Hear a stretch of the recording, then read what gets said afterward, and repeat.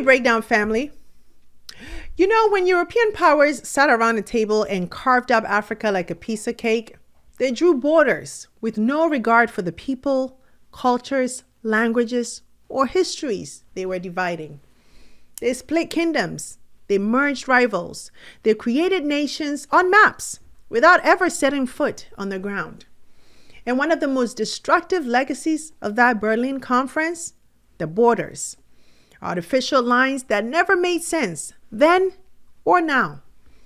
For decades, those borders have been more than just political boundaries. They've been a source of economic fragmentation, identity crisis, and violent conflict from Eritrea to Ethiopia, Sudan to South Sudan, Congo to Rwanda. And today, they're still haunting us. Today's episode was inspired by a powerful comment from one of you, Abdullah Niani 6234, who wrote, "Hi, I really appreciate your coverage of African affairs, but I noticed there hasn't been any discussion about the recent tensions between Guinea and Sierra Leone, especially the reports of Guinean military entering Sierra Leonean territory like Yanga and Gambia. This is a serious issue affecting national sovereignty, and people on the ground are witnessing it. I would love to hear your thoughts or even a dedicated video breaking down the facts and the regional implications." Thank you, Abdul. And you know what? You're absolutely right. Because we talk a lot about coups and corruption and power struggles. But this is deeper. It's about sovereignty. It's about trust. It's about what happens when colonial borders meet post-colonial silence. As of May 1st, 2025, tensions between Guinea and Sierra Leone have flared up again. And at the center, a small border town called Yanga, caught in a decades-long tug of war. Reports say Guinean troops have entered Sierra Leonean territory, not just Yanga, but Gambia as well. And while it's not dominating international headlines, on the ground, it's sparking fear. It's threatening livelihoods. And it's raising urgent questions about regional peace, diplomacy, and the ghosts of history.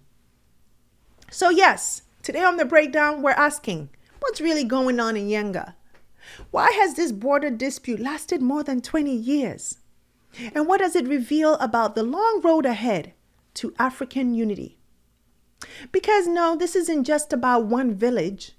It's about how fragile peace and unity can be when history is ignored, and why we can't afford to stay silent when the cracks begin to show, as they are now. Now, before we dive in, a big welcome to all our new subscribers and members here at Panagenius TV. We're so thrilled you're here, and if you're watching and haven't joined us yet, what are you waiting for? Please consider this your personal invitation. Because here at Panagenius TV, we're building more than just a channel. We're creating a global home for Black stories that are told with truth, with intention, and power. And if that speaks to you, and I hope it does, please hit subscribe, tap the bell, drop a super thanks, and consider joining our membership community where you get exclusive videos, behind-the-scenes conversations, and the chance to be a part of the dialogue shaping our future. I've actually got a bonus segment on this episode for you there. Something to get us thinking beyond the headlines here. This isn't just content, it's a movement, and I'd love for you to be a part of it. All right, now, let's break it down. Now, before we dive deeper into the current tensions, let's take a moment to understand the historical context behind all of this. Because to really grasp what's happening in Yanga today, we need to go back, way back, to how African borders were even created in the first place.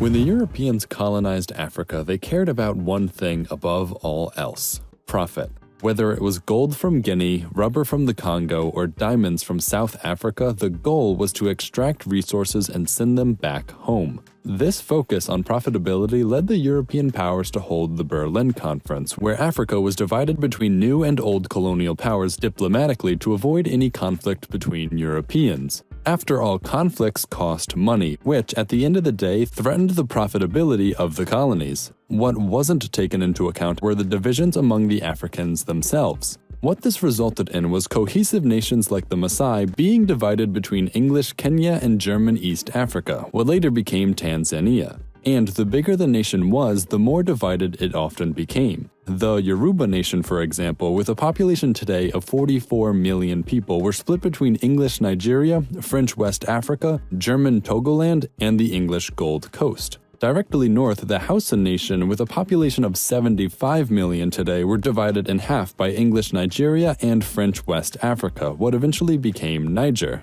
both of which were partially included within the borders of modern-day Nigeria, alongside the Igbo, another tribe of around 49 million people whose traditional lands lie entirely within the country's borders. And that's not to mention all the smaller tribes crammed in between them, often leading to intense competition over the lands collectively deemed as theirs. For some perspective, Spain today has nearly the same population as the Yoruba. France has slightly fewer people than the Hausa, and the Igbo have a population greater than Portugal, Belgium, and the Netherlands combined. So imagine someone coming into Europe, drawing a country that included only half of Spain, half of France, and also all those other guys. That is a simplified version of what Nigeria and many other African nations are. In the worst cases, these borders created a mess of civil wars, revolutions, and genocides within and between many African nations, as the people tried to better align their countries to their nations. These events serve as reminders of just how impactful lines on a map can be.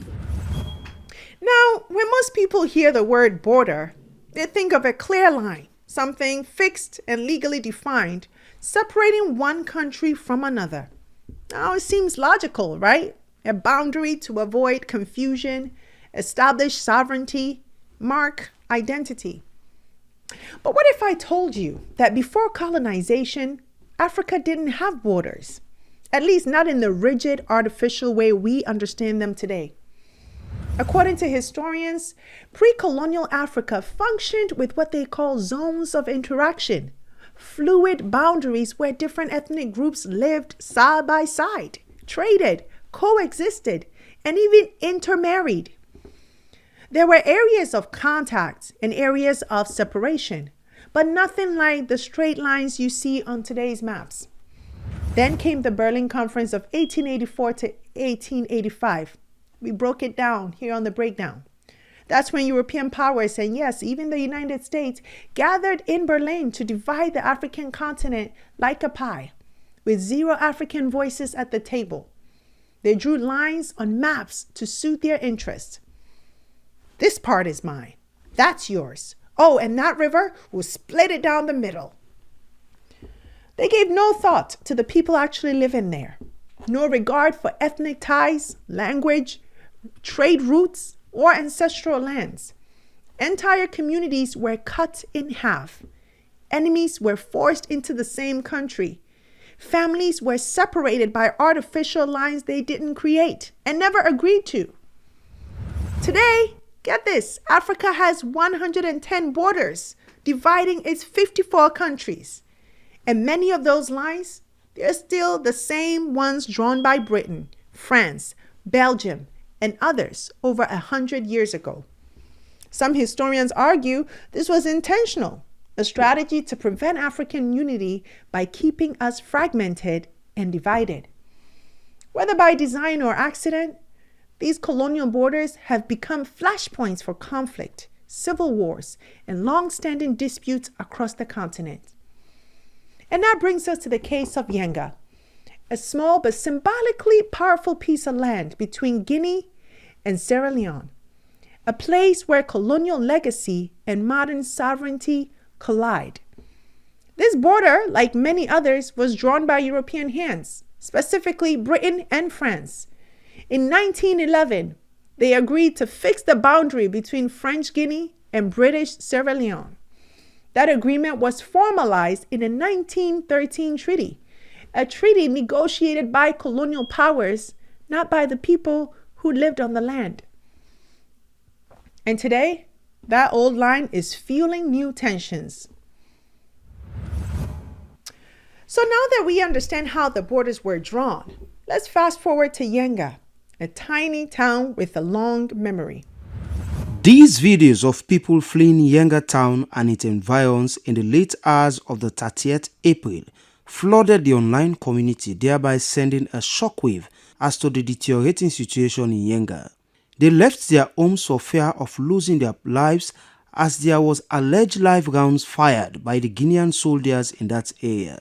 Those who flee are now refugees in their own land. I'm currently standing on top of a rock in Sukuma village here in Kailaun district, and right at my back over there is Nongoa town in Guinea, and before from Nongoa town to Sukuma village you have to cross a stream, and that stream is what's supposed to be the boundary between Sierra Leone and that of Guinea. But the Guinean soldiers are currently in Yanga, Yanga town, which is inside Sierra Leone, the Sierra Leonean soil. They've captured the town and they've held the town hostage. Yanga sits on the eastern edge of Sierra Leone, along the border with Guinea. It's not a sprawling metropolis. It's not rich in oil or diamonds, but it holds strategic and symbolic value. And over the past 2 decades, it's become the center of a tug of war between 2 neighbors, Guinea and Sierra Leone. Here's what happened. Back in the early 2000s, Sierra Leone was emerging from a brutal civil war. As part of a regional peacekeeping effort, Guinean troops were allowed into Yanga to help stabilize the area and protect the border. But here's the problem. They never left. Years passed, the war ended, but Guinean military forces stayed in Yanga, slowly tightening their control over the area. They set up camps, flew their flag, and began operating as if the territory belonged to Guinea, not Sierra Leone. Now, Yanga is officially part of Sierra Leone, internationally recognized, culturally rooted. But for over 2 decades now, Guinea has maintained a military presence there.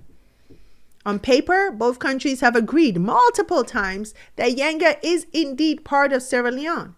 In fact, in 2005, 2013, and as recently as 2021, there have been diplomatic meetings and signed statements confirming Sierra Leone's ownership of the town. But time and time again, Guinea keeps breaking that promise. But the Sierra Leonean soldiers currently occupy an mounted checkpoint at Pengu village, which is about 300 meters from Yanga. Sokoma village, which is closer to Yanga, is alleged to be the next capture target of the Guinean side. The town has been transformed into a ghost town. Wednesday, Friday, people then run away to go Kwendu, then villages, then all, then pack them bundles and then go. Now we demand no more day. I would find one them back na Santen, then can camp, so na net and can go back na Kwendu. The people complained of being beaten and prevented from accessing their farmlands and said the presence of the Sierra Leonean soldiers got the Guinean soldiers agitated, the reason they fired live rounds. A lot of soldiers went on deploy too much and all come with arm. Tradition can not been come with arm, but now they don't come with arm. And likewise, yourself, I believe you soldiers don't come, so like the tension don't make even the farmers all around. Yanga town in Kisiteng Chiefdom, Kailaun district dispute has been around for decades as both Sierra Leone and Guinea are claiming ownership of the said territory. But the inhabitants in Yanga town, who are Sierra Leoneans, have for a long time suffered molestation and intimidation from Guinean military forces. So fast forward to 2025 and the Yanga dispute is back, louder, sharper, and more unsettling than ever. Despite the multiple diplomatic agreements over the years, Guinean troops have increased their presence, not just in Yanga, but now reportedly in Cambia district, another sensitive area along Sierra Leone's northern border. Several credible reports have surfaced. Guinean military personnel have been spotted patrolling deep inside Sierra Leonean territory, including in areas that were never part of any historical dispute now. Farmers in both Yanga and Cambia say they've been blocked from accessing their land, with some reportedly harassed or detained by Guinean forces. Local leaders have described the situation as a slow-moving invasion, one that's escalating tensions while remaining largely underreported by international media. Sierra Leonean MPs have publicly called on the government to escalate this issue to the African Union and United Nations, citing a violation of national sovereignty. And while the Sierra Leonean government says it's engaging diplomatically, for those on the ground, those words feel hollow.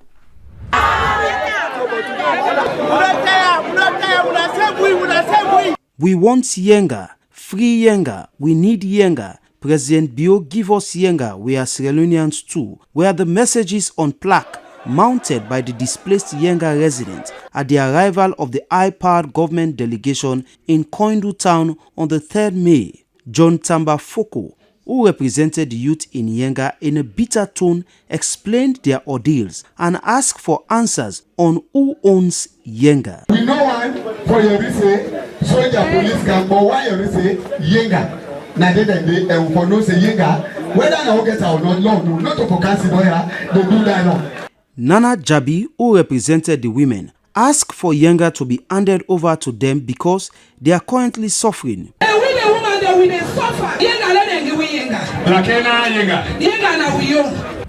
Because how do you talk peace when people are being pushed off their land? What makes this even more troubling is that Guinea is currently under military rule, a transitional government with a fragile hold on power and a complicated relationship with its neighbors. So this isn't just a territorial misunderstanding. It's a delicate geopolitical powder keg. And in a region already rocked by coups, rising authoritarianism, and shifting alliances, this dispute, if left unchecked, could unravel much more than just a few villages. It could damage diplomatic ties between two ECOWAS nations, cross-border trade and security, the fragile trust that holds West Africa's post-conflict architecture together, and the silence from the broader African and international community. That's the loudest part. Because sovereignty doesn't erode all at once. It's chipped away, checkpoints by checkpoints, patrol by patrol, until one day the line is gone, and so is the land. So the big question is this: why is Guinea doing this? What does it gain from occupying a small but strategic piece of Sierra Leonean land, especially after decades of saying it would withdraw? Now, to answer that, we need to look at what's happening inside Guinea right now. Since 2021, Guinea has been under military rule. That year, Colonel Mamady Doumbouya, a former French legionnaire, led a coup that ousted President Alpha Condé, citing corruption, constitutional manipulation, and bad governance. Doumbouya promised a transition, promised reform. But fast forward to today, Guinea's still in military hands, with elections postponed multiple times and growing concerns about the junta's long-term intentions. So what does that have to do with Yanga? Well, when military regimes face internal pressure, they often look outside for a unifying distraction. And a long-running territorial dispute like Yanga is the perfect tool. It rallies nationalist sentiment at home. We're protecting what's rightfully ours. It projects strength, showing the junta is in control, not just of Guinea, but of the region. And it buys time by shifting the public conversation away from delayed elections, unrest, and economic stagnation. Let's also not forget, Yanga is more than symbolic. It sits near the Makona River, a resource-rich area with implications for trade, farming, and strategic control. Control over this territory means leverage politically, economically, and militarily. And for a junta that's already on shaky ground, that leverage might be too valuable to give up. In fact, some analysts believe that what we're seeing in Yanga is part of a broader trend among West Africa's military regimes, like in Burkina Faso, Mali, and Niger, where national sovereignty becomes both a rallying cry and a political shield. But here's the difference. Burkina Faso and Mali are standing up to external powers, Guinea is asserting power over a fellow African state. And that raises serious questions, not just about Guinea's motives, but about the kind of regional politics we're walking into.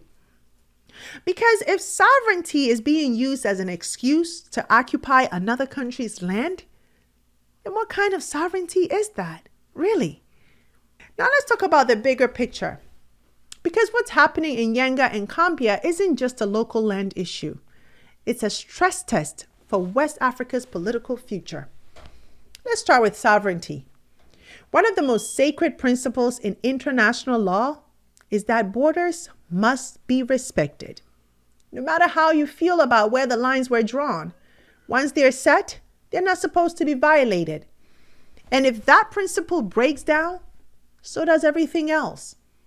What Guinea is doing by continuing to occupy parts of Sierra Leonean land despite multiple agreements is more than just a provocation. It's a direct challenge to the rules that hold African diplomacy together. Then there's the issue of trust.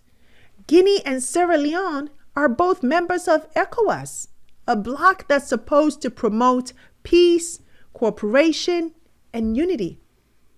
But what happens when one ECOWAS state is quietly encroaching on another? How do you build a regional economy or fight terrorism or integrate trade when you can't even guarantee respect for your borders? Let's also not forget the human cost. For the people living in Yanga, in Gambia, this isn't just about flags and patrols. It's about whether they can farm, whether they feel safe, whether their government will protect them or abandon them. And finally, there's the regional instability. West Africa is already under pressure. Military regimes are growing more defiant. ECOWAS is losing credibility. And external actors like Russia and China are watching, looking for openings. Just look at what's happening right now in the Democratic Republic of Congo. For years, Rwanda has been accused of backing the M23 rebel group, a violent insurgency that's displaced thousands and destabilized Eastern Congo. And what did it lead to? A leadership crisis, a security vacuum, and an open invitation for outside intervention. Just a few weeks ago, the Congolese president, overwhelmed, cornered, and desperate, did something extraordinary. He cried out to President Trump, offering a mineral deal in exchange for military support to push back M23. Let that sink in. A sovereign African leader offering up the country's mineral wealth, not to empower his people, but to bring in a foreign power to solve a conflict that started between African neighbors. This is how Africa stays behind, not just because of coups or corruption, but because internal divisions become external opportunities, because we fail to resolve our disputes as a continent and instead invite others in to clean up the mess on their terms. President Tshisekedi was desperate. He needed help. And it's sad, frustrating, and unfortunate that the only solution he saw, the only viable solution he imagined, he saw possible, was reaching out to President Trump. So when we say Yanga matters, this is what we mean. Because if Guinea and Sierra Leone can't resolve a decades-old land dispute, if ECOWAS can't hold its members accountable, then sooner or later someone else will step in with their own agenda and their own price. And history shows us that price is never in Africa's favor. So the question is, where do we go from here? Because this doesn't have to end in escalation, no. It doesn't have to become the next DRC Rwanda situation. But it will if we don't take it seriously. Here's what a real path forward could look like. First, Guinea must honor its past agreements. The 2005, 2012, and 2021 agreements were clear. Yanga belongs to Sierra Leone. It's time to stop stalling and start acting on these words. Second, ECOWAS needs to show up before it loses all credibility. This is exactly what regional bodies were created for. If ECOWAS can impose sanctions over coups, it can certainly mediate a border crisis between two of its member states. I mean, if not this, then what? And third, Sierra Leone must raise the stakes diplomatically. It looks like they're already escalating this to the AU and the UN, but before we involve international bodies, who may come there with their own interests, making matters even worse, what else can we do? Because this continent is not short on wisdom, no. We have our own frameworks for peace. And if we're serious about solving African problems with African solutions, then here's what Sierra Leone could do right now. First, call the elders. In African tradition, when land is in dispute, it's not presidents who fix it, it's the elders. Sierra Leone could organize a council of chiefs and religious leaders from both sides of the border to meet in Yanga or Gambia, not for political theater, but for restorative truth-telling, face-to-face, under the baobab tree, like we've always done. And let's resolve this once and for all. Second, build something together. Instead of just contesting land, Sierra Leone could propose a joint peace and development committee with Guinea. Equal representation, local stakeholders, real power to implement, invest in affected communities, and rebuild trust. And finally, reframe the conflict through economic cooperation. Offer Guinea a pathway to partnership, perhaps. Joint infrastructure in Yanga, cross-border trade zones, shared customs revenue. Let cooperation be more profitable than occupation. Let's come to the table and say, okay, how can we make this a win-win for both of us? Because that's the real vision here, not just to avoid war, but to create a new model of peace and prosperity for us and our neighbors. One that doesn't depend on Paris or Washington, one that doesn't wait for foreign troops or foreign mediation, one that says we are African nations. We are sovereign states. And we will resolve this like family, firmly, fairly, and together. Finally, we the people must stay engaged. We can't wait for CNN or BBC to break the story. We can't only react when it turns into full-blown conflict. This is our moment to say Africa must resolve African conflicts with African solutions. Because peace isn't passive. It takes pressure. It takes clarity. And it takes leaders who understand that sovereignty is sacred, especially between neighbors. So we've got a disputed border, a military regime that won't back down, and a silence that's growing louder by the day. But here's the truth. This isn't just a story about Guinea and Sierra Leone. It's a story about us, about how far we've come since independence, and how much further we still have to go. Because if we can protect each other's borders, if we can resolve disputes without begging the West to referee, if we keep repeating the same mistakes that divided us in the first place, it was a shame to witness that after years of trying to resolve the Rwanda-DRC conflict, President Trump, the U.S. stepped in, and within days of striking a mineral deal with DRC, they were able to get the two countries, Rwanda and DRC, in the same room in Washington. They flew all the way to Washington to strike some sort of a deal, a peace agreement, negotiated, facilitated by the U.S. just within a few weeks. Why can't we do that on our own continent? What is broken here that needs to be fixed? And yet I still believe in Africa. I believe in our ability to resolve conflict without tanks, to protect sovereignty without bloodshed, to lead, not just react. So here's my question to you, my people. If two African nations can resolve a border dispute peacefully after 20 years, what does that say about the strength of our unity? And what role can we, the people, play in holding our leaders accountable? What should Guinea and Sierra Leone be doing right now? Let me know in the comments. You know I read them all, and I can't wait to hear your thoughts. And hey, if this episode brought something into focus for you, you learned something new, don't just scroll away. Tap the like button, share this video with someone who needs to see it. Subscribe if you haven't already. And if you want to go even deeper, consider joining our membership community where we go deeper together, turning these stories into action. Because here at The Breakdown, we don't just ask questions. We build the future, one conversation at a time. That's it for today's show. Thanks so much for watching. I'm Sandra Babu-Boateng.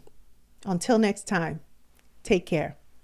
Hey you! Thanks so much for watching this episode. I hope you enjoyed it, and if you did, don't forget to subscribe and join the family. Also, visit face2faceafrica.com for your daily news and updates on what's going on within the global Black community so you can stay informed.